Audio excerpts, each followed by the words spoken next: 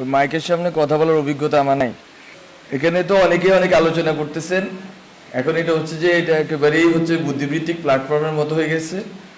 আমি আসলে আছি হচ্ছে যে কি বলা যায়, ত্রিশঙ্কু দশা বলতে যেটা আছে ওইটাই, মানে না বুদ্ধিবৃত্তিক জায়গাতে আছি না রাজনৈতিক জায়গাতে আছি লিয়াজোতে। তো ফলত ওই এই দুইটা জায়গাতে অনেক রকম, মানে এখানে আমি তো বেশি সৌভাগ্য হয় নাই অনেকের কথা শোনার। যেসব কথা শুনতেছি ওই মাঠের ভিতরে পরিস্থিতি, গভর্নমেন্টের ভিতরে পরিস্থিতি, পলিটিক্যাল সার্কেলের ভিতরে পরিস্থিতি এবং আরো অনেক জায়গাতে 3-4টা জায়গাতে পরিস্থিতি, কোনোটার সাথে কোনো মিল নেই। মিল নাই কেন আমি বলি, আমি ভাবছিলাম এই কথাটা শেষে বলবো যে ওই সভা সাহেব একটা কথা বলে গেছে যে বাংলাদেশের বুদ্ধিজীবীরা যে 71 মুক্তিযুদ্ধ হবে এটা আজ করতে পারে নাই, এইবারও বুদ্ধিজীবীরা ফেল মারছে। তো আমি বলবো যে এই ক্ষেত্রে খুব গুরুত্বপূর্ণ যে এইটাকে বুঝা, আসলে সময়ের সন্তান বলতে একটা আইডিয়া আছে, সময়টাকে বুঝা এটা হচ্ছে আমাদের জন্য গুরুত্বপূর্ণ যে আমরা সময়ের ভিতরে কিভাবে সক্রিয় হব এবং আমরা কিভাবে সময়টাকে ধরব। আমি যদি বলি যে আমাদের এখানে যে সার্কেলটা বেসিক্যালি এটা আমাদের একার কৃতিত্ব না অবশ্যই, কিন্তু যেই গাঠনিক শক্তি ছিল ওই গাঠনিক শক্তির ভিতরে সবচেয়ে গুরুত্বপূর্ণ জিনিস ছিল যে ভাবাদর্শিক বোঝাপড়া। এখন ধরেন না আপনার, আমরা বলতেছি একটা পোস্ট ইডিওলজিক্যাল সিচুয়েশনে আছি, আমাদের কোনো ওইভাবে আমরা একটা তুহিন এখানে বলে গেল যে নির্দলীয় বলতে কি বোঝাচ্ছে, বাট অথবা এটাই নতুন কিনা রাজনীতি কিনা নতুন ভাবে, বা আরো অনেকে অনেক কিছু বলছে। বাট মূলত হচ্ছে যে আমাদেরকে লড়তে হয়েছে কিসের বিরুদ্ধে এটা আসলে আমাদের বুঝতে হবে প্রথমত। এবং আসলে সামনের লড়াইটার সাথে গণ অভ্যুত্থানের যে ধরেন না আপনার হচ্ছে 2 কি 3 সপ্তাহ যে সময়টা, শ্বাসরুদ্ধকর যে সময়টা, অথবা এর আগে পরে আরো কিছুদিন যদি বর্ধিত করি, অথবা অনেকেই বলতেছেন এখনো গণ অভ্যুত্থান পরিস্থিতি, আমিও মনে করি। তো এই সময়টায় আসলে আমরা কি ধরনের ভাবাদর্শিক লড়াইটা করছি এটা আমার কাছে খুব গুরুত্বপূর্ণ, কারণ এইটা ঠিক করে দিবে বাংলাদেশের সামনের রাজনীতি। আমরা বলতেছি এটা একটা পোস্ট ইডিওলজিক্যাল সিচুয়েশন, মিনস কি বলতে আমি বলতেছি যে আপনার হচ্ছে ইডিওলজিক্যাল কোয়েশ্চেনটা গুরুত্বপূর্ণ ছিল। আজম স্যারের লেখায় দেখাইছেন যে ভাষাগত এজমালি ভাষাগত কোয়েশ্চেনটা গুরুত্বপূর্ণ ছিল। এবং আপনার এখানে জনগণ যে ক্যাটাগরি এটা কিভাবে গঠিত হইলো এটার একটা গুরুত্ব ছিল। এখন ধরেন আপনি এই যে ছোট ছোট সোভিয়েতগুলো ছিল এতদিন, এক একজন, এখন এখানে ধরেন আমি খুব বোধ হয় এখানে 80% লোকরে আমি পার্সোনালি চিনি, মানে চিনি বলতে তাদেরকে আমি জানি যে লোকেট করতে পারবো যে কে কোন ইডিওলজিক্যাল পজিশনে, কে কোন কালচারাল পজিশনে বিলং করেন, কিন্তু তারা সবাই এখানে একযোগ হয়ে আছেন। এখন এখান থেকে আসলে সামনের কোয়েশ্চেনটা কি হবে সেটা হচ্ছে ইডিওলজিক্যাল তর্কটা আসলে কোথায় গিয়ে পৌঁছাবে। একটা আমি যখন বলতেছি নির্দলীয় মানে হচ্ছে আগের যে দলীয় ইকুয়েশন ওটার বাইরে আমি বেরোতে চাচ্ছি। আমি যখন বলতেছি অরাজনৈতিক আমি বলতে চাচ্ছি যে আগের যে রাজনৈতিকতা ওটার বাইরে বেরোতে চাচ্ছি। আমি যখন বলতেছি পোস্ট ইডিওলজি আমি বলতে চাচ্ছি যে আগের যে ইডিওলজিক্যাল লড়াইটা ছিল ওই লড়াইয়ের বাইরে আমি বেরোতে চাচ্ছি। বলতে এই যে নতুন মুহূর্ত, এই মুহূর্তটা কিন্তু আমাদের বুদ্ধিভিত্তিক গবেষণার বিষয় না, এটা হচ্ছে সর্ট অফ আমি কি বলবো সজ্ঞার বিষয়, ইনটুইশনের বিষয়। যে আমরা যখন 20 দিনে ছিলাম আমরা কি আসলে কে কাকে কতটুকু শত্রু গণ্য করছি, আমাদের ভিতরে সংহতির আইডিয়াটা কেমন ছিল, আমরা কাকে বন্ধু গণ্য করছি কাকে শত্রু গণ্য করছি, আমরা কাকে ইডিওলজিক্যালি ফাইট করছি কাকে ইডিওলজিক্যালি আমাদের মিত্র মনে করছি। ওই 20 দিন 25 দিন 30 দিনের যেই আমাদের যেই রাজনৈতিকতাটা হয়েছে এটাকেই হচ্ছে যে আমাকে বারবার রিএনেক্ট করতে হবে। এটা হচ্ছে আমার জায়গা থেকে কথা। ওই থিয়েটারে কিছুদিন আমি কাজ করছি, ওখানে আমাকে একটা জিনিস বুঝায় যে, বা এটা আপনারা বুঝেন এখানে অনেকেই থিয়েটারের লোক আছে, রিএনেক্ট করা। আমরা যখন কালকে কিন্তু নাহিদ একটা কথা বলছে আরেকবার গণ অভ্যুত্থানের দরকার হইতে পারে। আমরা জানি যে বিপ্লবের পরে প্রতি বিপ্লব আসে, এটা কিন্তু আমি লিখছি ইভেন বিপ্লব হওয়ার আগেও, যার একটা প্রতি বিপ্লব দিয়ে আসবে। এখন এটা কিন্তু এরকম না যে আতঙ্ক, এই কে নিয়ে যাবে রে, কে আমাদেরকে মেরে যাবে রে, এরকম না ঘটনা। ঘটনা হচ্ছে আপনাকে জনগণকে যেই এই যে বললাম এই মোমেন্টটা তৈরি হয়েছে ওই 20-25 দিনে, ওই মোমেন্টটাকে আপনাকে রিএনেক্ট করে যাইতে হবে, পুনঃমঞ্চায়ন করে যাইতে হবে বারবার। ওই পুনঃমঞ্চায়নের জন্য কি ধরনের রাজনৈতিক প্রক্রিয়া আমাকে ঢুকতে হবে, কি ধরনের রাজনৈতিক সংহতিতে আমাকে ঢুকতে হবে এবং কি ধরনের বাবাদর্শিক তর্কে ঢুকতে হবে সেটা হচ্ছে আমার কাছে খুব গুরুত্বপূর্ণ। এবং আমরা বলছি যে বাংলাদেশটাকে আমরা সামনের জায়গাটাতে কোথায় নিয়ে রাখতে চাই। ওখানে যদি আমি বলি, আমাদের একটা কথা নিয়ে অনেকেই তর্ক করতেছেন সিভিল সোসাইটিতে, এটা আমার খুব মজা লাগতেছে, যে সভ্যতাগত রূপান্তর বলতে আমরা কি বুঝাচ্ছি, আমরা কি এখানে কি আনতেছি না আনতেছি। এটা আসলে ঘটনা না। ঘটনা হচ্ছে আমরা একটা কথা বলছি যে জাতীয়তাবাদ, বাংলাদেশি জাতীয়তাবাদ আছে, বাঙালি জাতীয়তাবাদ আছে, এই জাতীয়তাবাদী যে তর্কগুলো আছে, বা অনেকে কথাটাকে বলেন জাতিবাদ, যেটাই বলি, শুদ্ধ অশুদ্ধ আপনারা ঠিক করেন। তো এটা হচ্ছে যে এই দুইটা শব্দ, এই দুইটা যে গঠন হয়েছে, যে আপনার বাংলাদেশি জাতীয়তাবাদ, বাঙালি জাতীয়তাবাদ, এই যে দুইটা লড়াই, একদিকে আছে ইসলাম আর একদিকে আছে ইসলামফোবিয়া লড়াই। এই লড়াইগুলোর আপনার সামনের ভবিষ্যৎটা কি হবে, ওইখান থেকে আমরা বলতেছি যে আপনি দুইটা সিভিলাইজেশনের মাঝখানে বসে আছেন, সিভিলাইজেশন স্টেটের মাঝখানে বসে আছেন। আপনি বাংলাদেশ রাষ্ট্রটাকে কোথায় দাঁড়া করাইতে চাচ্ছেন? আপনি কি ৭১-এর যে মুক্তিযুদ্ধের যেই প্রশ্নগুলো আছে, এটা খুব খুব ভাইটাল কোয়েশ্চেন। মুক্তিযুদ্ধের মানে যেই আপনার চেতনা, গণচেতনা, ওর ভিতর দিয়ে যেই রাজনীতিটা হয়েছে, ওই রাজনীতি দিয়ে কি আপনি টেনে নিতে পারবেন, নাকি মুক্তিযুদ্ধের গণচেতনাটাকে আপনাকে স্ট্রেস করে সামনের দিকে আগাইতে হবে? সামনের দিকে আগাইলে আপনি কোথায় আগাবেন? আমরা বলতেছি ওখানে আপনি যদি সিভিলাইজেশন স্টেট, দুইটা সিভিলাইজেশন, হ্যাঁ তাদের অনেক সংকট আছে, ওখানে কমিউনিস্ট পার্টি আছে, ওখানে আরএসএস আছে, বাট আপনি এই বেঙ্গল যে এটাকে আপনি কিভাবে পুরা দুনিয়াতে দাঁড় করাবেন, এই যদি ভবিষ্যৎমুখী এবং বহির্মুখী প্রস্তাবনা না থাকে, তাহলে ডিজে ভাই আপনাকেই মারবে।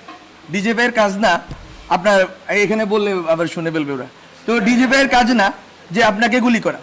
ডিজে ভাই অথবা বাংলাদেশের যে এনএসআই বা যারা সিকিউরিটি, তাদের কাজ বেসিক্যালি কি, রাষ্ট্র মানে কি বুঝি আমি, রাষ্ট্র মানে রাষ্ট্রের একটা শত্রু থাকবে, রাষ্ট্রের কোনো বন্ধু নেই। কি বলে বন্ধু রাষ্ট্র বলতে একটা আইডিয়া, খুব অদ্ভুত আইডিয়া তারা আবিষ্কার করছে। বন্ধু রাষ্ট্র বলতে তো কোনো কিছু নাই, প্রত্যেকটা রাষ্ট্রই তার, এই যে আজকে আমার বাদ ছেড়ে দিল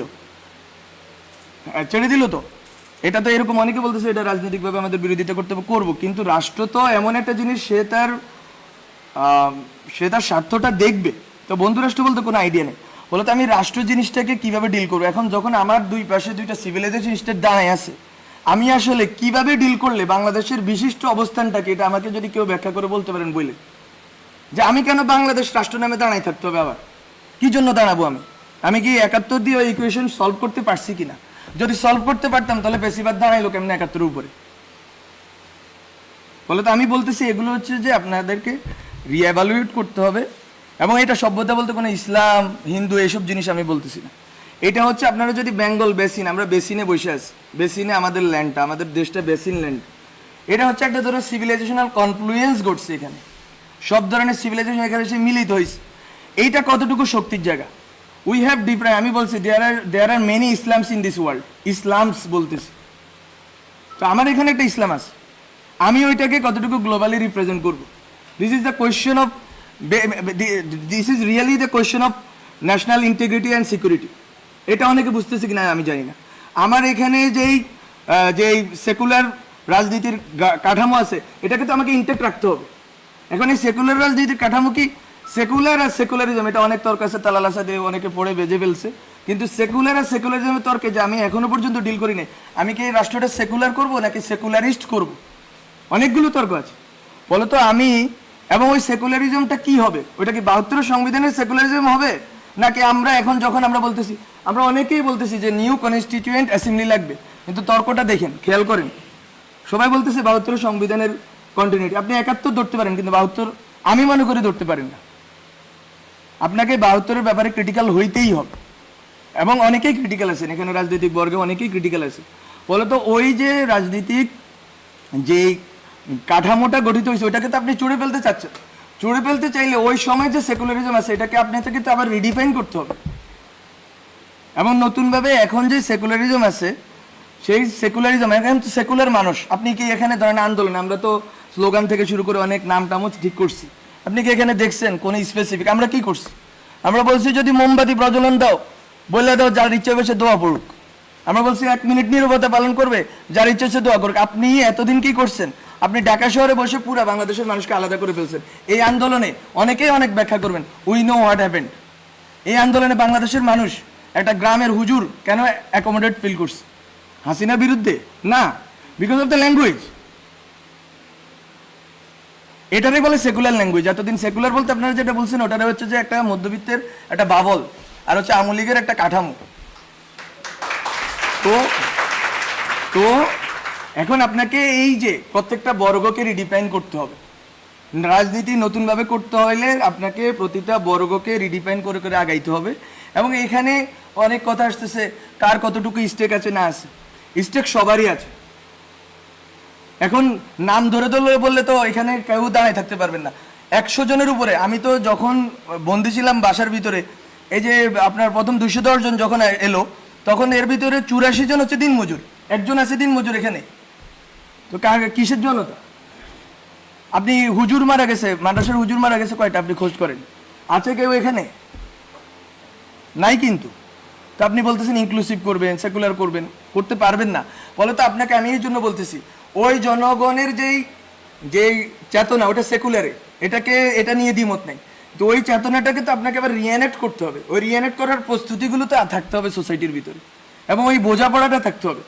আমরা যখন কথা বলতেছি, আমরা বলতেছি যে সবাই এখানে কিন্তু এক ধরনের বিদ্বেষের ভাবের ভিতরে। সেখানে অনেক আওয়ামী লীগের লোক আসছে, আমি জানি, আমি চিনি অনেকটা, একেবারে আওয়ামী লীগের খাস লোক। ইভেন 5ই আগস্ট তারিখে আওয়ামী লীগের পক্ষে বক্তব্য দিচ্ছে, এরকম লোক এখানে আসছে, অনেকে আসুক। কিন্তু কিভাবে আপনি 71-এর পর রিকনসাইল করতে পারেন নাই দেশটাকে? আপনি 71-এর পর দেশটাকে রিকনসাইল করতে পারেন নাই দেখে সেই যে পাক আছে, লুপ হোলস গুলো আছে, ওইটা বেয়ে বেয়ে ফেসিবাদ দাঁড়ায় গেছে।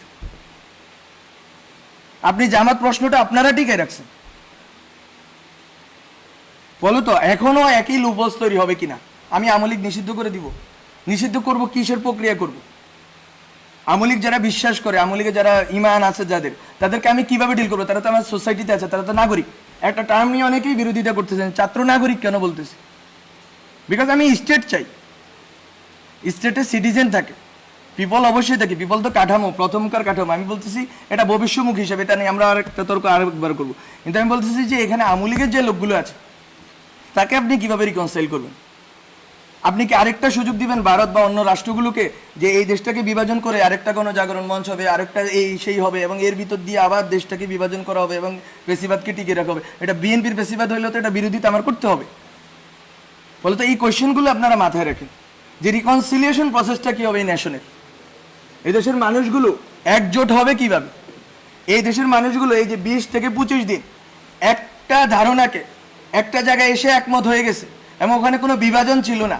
ওই বিভাজন এই যে ছিল না, এটাকে আপনি রিএনেক্ট করবেন কিভাবে? আমি বারবার এই কথাটাই বলবো, রিএনেক্টমেন্ট নিয়ে ভাবতে হবে। এবং এখানে এখানে এই যে কথাগুলো বললাম, অনেক অগোছালো কথা বললাম, বেশি কথা বলেন নাই। কিন্তু আমি বলবো যে আমরা একটা কোয়েশ্চেনকে ডিল করছিলাম যখন আমরা বিভিন্ন আড্ডা চক্র পাঠচক্র করছি যারা আন্দোলনের নেতৃত্ব দিচ্ছে তাদের সাথে। সেটা হচ্ছে আমরা তখন দেখতাম যে বিএনপি 31 দফা দেয়, 28 দফা দেয়, এটা দফা দেয়, কিন্তু কোথাও সমাজ নিয়ে কথা নেই। সবাই রাষ্ট্র নিয়ে ব্যস্ত। রাষ্ট্র কি এমনি তৈরি হয়ে যায় বায়বীয় জিনিস? সমাজের ভিতর দিয়ে তো রাষ্ট্রটা গড়ে উঠবে। এখন আপনি সোশ্যাল পেসিজম রাইখা কেমনে আপনি রাষ্ট্রীয় পেসিজম দূর করবেন? সোসাইটির ভিতরে যে পেসিজমের যে বিভিন্ন প্রবণতা, সেটা ধর্মীয় জায়গা থেকে হইতে পারে, এটা বিভিন্ন চেতনাগত জায়গা থেকে হইতে পারে, এটা ঐতিহাসিক বিভিন্ন স্মৃতির কারণে হইতে পারে। সেই জিনিসগুলোকে আপনারা না ডিল করে রাষ্ট্রকে কিভাবে পেসিস্ট মুক্ত করবেন? আমরা কিন্তু এই কোয়েশ্চেনটা করছি, এবং ওই জন্য আমরা দুইটা টার্ম বলছি যে দায় ও দরদের সমাজ। ওগুলো টার্মিনোলজির খেলা, আপনারা অন্য নামও দিতে পারেন ওগুলোর। কিন্তু কথাটা এখানে যে মিলবো কিভাবে আমরা? আমার নেশনকে আমি একযোগে এক জায়গায় দাঁড় করাবো কিভাবে? আপনি যখন ইউক্রেন কোয়েশ্চেন আছে, শশী থারুর এবং মোদির কথার ভিতরে কোনো ডিফারেন্স নাই। আর আমি যখন এখানে ইউক্রেনের কোয়েশ্চেন আছে, বিএনপি আমেরিকাপন্থী, ওই আওয়ামী লীগ হচ্ছে ভারতপন্থী বা রাশিয়াপন্থী। তো নেশনটা কোথায় দাঁড়ায় আছে? স্টেট বলতে যে জিনিস, স্টেটটা তো এমন একটা জিনিস হইতে হবে যেটার ভিতরে একটা রিকনসাইলড প্রসেসের ভিতর দিয়ে আমি এক জায়গায় গিয়ে দাঁড়াবো। আমার দেশটাকে তো আমি এক জায়গায় দাঁড়া করে রাখতে হবে, ওইটা তো আমি রাখতে পারিনি। এবং এখনো আরেকটা সম্ভাবনা তো রয়েছে, রাখতে পারবো না। আমি কোনো রকম এরকম বলতেছি না ব্ল্যাঙ্ক চেক দেন। আমি একটু আগে একজনের সাথে বলতেছি ট্যাক্স পেন্ডিং কমিশন করেন, এসব গিমিক নাটক পাটক বন্ধ করেন, এরে ধরছি ওরে ধরছি, সবগুলোর একসাথে আজতে ঢুকায়া আপনি হচ্ছে যে বিচারের একটা ইন্টারন্যাশনাল স্ট্যান্ডার্ড তৈরি করেন, সবাইকে বিচার করেন, অন্যদেরকে ছেড়ে দেন, অন্যদের হয়রানি করা বন্ধ করেন।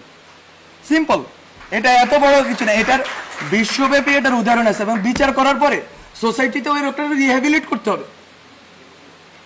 আপনি আরেকটা জামাত শিবির বানাইতে পারেন না যে যেখানে দেখবো কি কি কি একটা একটা শিবির ধরিয়ে দেওয়া যাবে। আমি কি বলবো ছাত্রলীগের এই কথা বললে এই রাষ্ট্র টিকবে নাকি?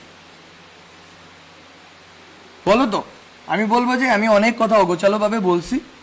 এই জিনিসগুলো হচ্ছে যে আমাদের কনসিডারেশনের, কন্টেম্পলেশনের বিষয়। সেলফ, আমি আরেকটা কথাও বলছি, সেলফ, আমরা ওই সময় সেলফ নিয়ে বলছি। এগুলো আমাদের ওই সময়ের এই বটতলায় বসে 20-30 জনের আড্ডা ছিল ওই সময়।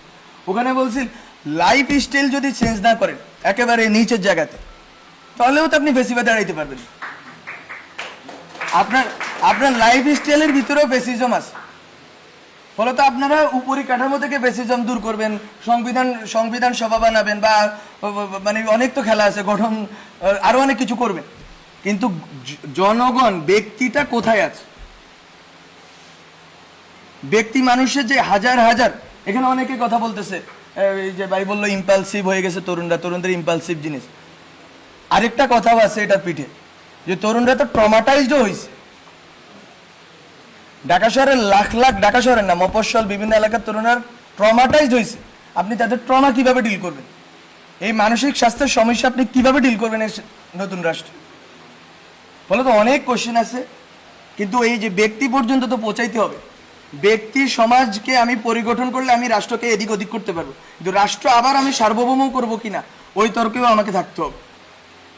রাষ্ট্রকে আমি আবার সার্বভৌম করে ফেলবো কিনা। বলে তো অনেক অগোছালো কথা বলে ফেলছি, ক্ষমা করবেন, আমি অনেক ছোট মানুষ। তো এতটুকুই কথা। আপনাদের সাথে আরো কথা হবে, কিন্তু আমি বলে রাখলাম যে আন্দোলনের ভিতর, গভর্নমেন্টের ভিতর এবং সামাজিক বা রাজনৈতিক পরিসরের ভিতর অনেকগুলো তর্ক আছে যেটা আসলে খাপ খায় না। এই খাপ খাওয়ার জায়গাটা তৈরি করতে হবে, যাতে আমরা সেম পেজে থাকি এবং বাংলাদেশ রাষ্ট্র নিয়ে আমাদের যে স্বপ্নটা আছে, স্বপ্নটা একটু বড় করে দেখতে হবে। এইটা যে এতদিন, আমি শুধু একটা কথা বলে শেষ করি, কেন আমরা সভ্যতা রাষ্ট্রের কথা বলতেছি। যতদিন আপনি বাংলাদেশ রাষ্ট্রের ভিতরে থাকবেন, বিজেপি এনএসআই আপনাকেই মারবে। আর যদি আপনি মনে করেন বাংলাদেশ রাষ্ট্রকে আপনি গ্লোবালে দাঁড় করাবেন, তাহলে ভিন্ন ঘটনা ঘটবে। এটা সিম্পল স্ট্র্যাটেজিক্যাল কথা। মানে আপনার আমার ঠিক করার কথা, আমি বাংলাদেশ রাষ্ট্রকে কোথায় দেখতে চাই। ঠিক আছে।